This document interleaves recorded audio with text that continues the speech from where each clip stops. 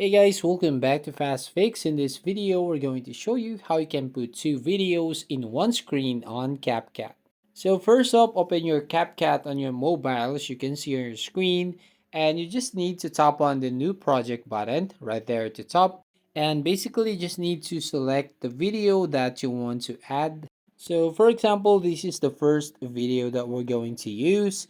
So basically, if you're going to play, so it's a hot air balloon. So if you're going to put a new two videos here, you can basically change the ratio.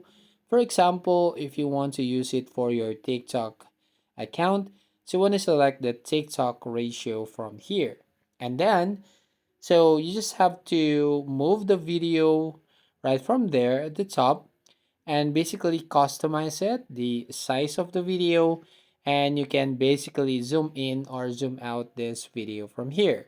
Now to add another video, you just have to go right here at the bottom and then you just have to select the overlay option. So right there at the bottom middle and add a video here. So this is the second video.